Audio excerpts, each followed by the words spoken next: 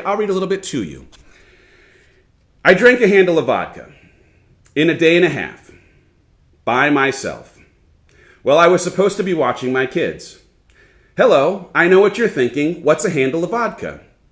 That's not your first thought? Well, let me tell you anyway.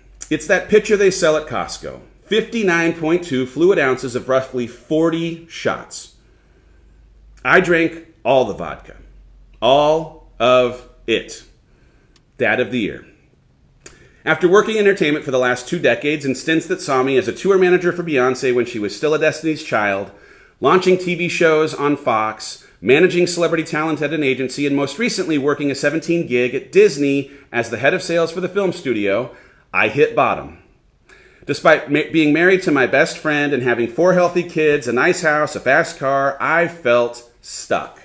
I was struggling. Reaching the low point started when we decided to go on our most ambitious vacation ever. Yep, I'm going to be that guy who complains about a vacation. We rented a house in Hawaii for longer than we ever had before, 12 days. We grabbed our 4 kids, ages 9, 8, 4, and 4 months. We are idiots. And we took off for paradise. On the flight, I was handed the near final Word doc version of my wife's new book, Girl Wash Your Face, getting my first glimpse into just how transparent and vulnerable Rachel had decided to be, and in a vanity alarm bells kind of way, just how many of my deepest insecurities would be exposed and how much of this everything's great, trust me, veneer I'd worked so hard to maintain would be challenged by her work. Also on the first day of that trip, Rachel got sick. And by that I mean, demons have inhabited her body. Should we go to the ER? Let's set up the quarantine from ET kind of sick. So I did what any good dad and husband would do. I left her to rest. I called for a sitter to come and take care of the baby. I grabbed this book of hers, and I made a drink to enjoy by the pool while the boys played. My plan seemed so good.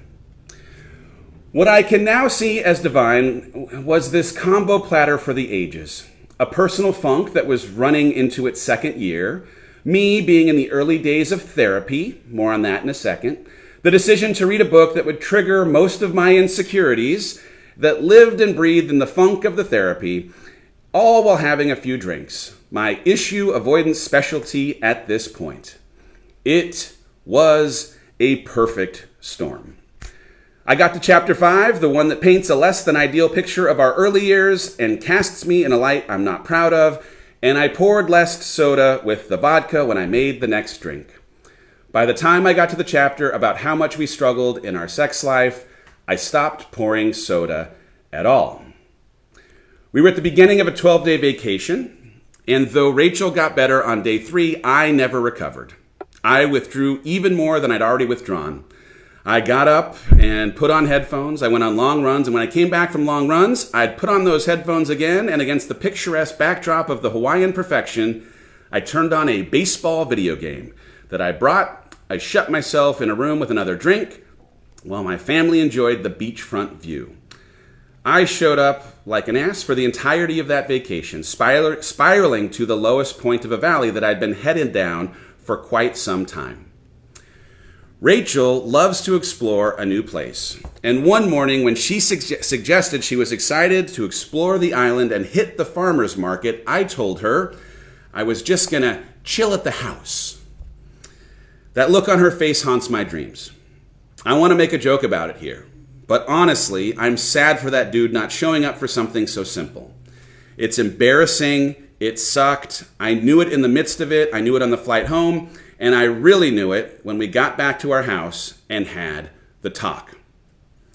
There will be a handful of moments that you look back on that fundamentally changed your life. When you met your partner, your decision to take a job that ended up propelling you forward, things like that.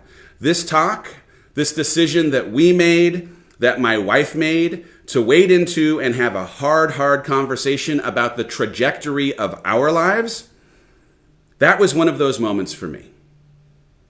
The day after Hawaii, we sat on our bed, and Rachel worked against every ounce of muscle memory in her being.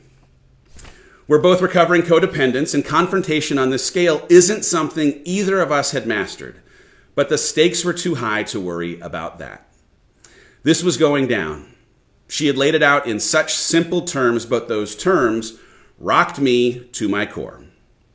Quote, I'm going to reach for a better version of myself every day. I'm going to do it whether you decide to do it or not.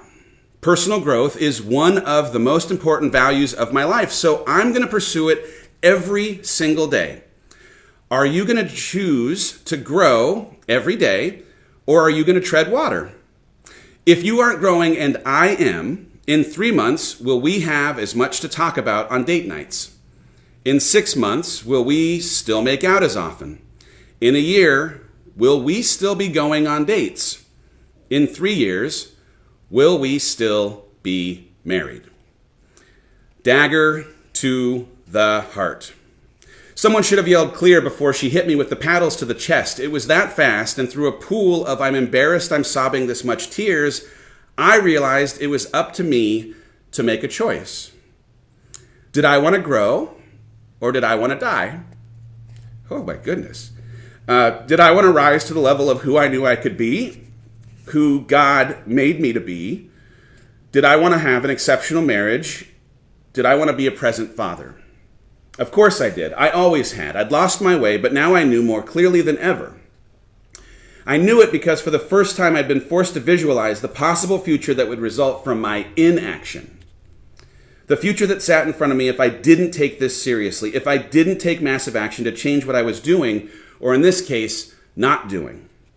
And here's the thing, even though our most likely scenario was a world where I didn't make changes and simply lived in a marriage where we drifted apart, I was now able to imagine in vivid detail the absolute worst, and it was the leverage I needed to get off the mat.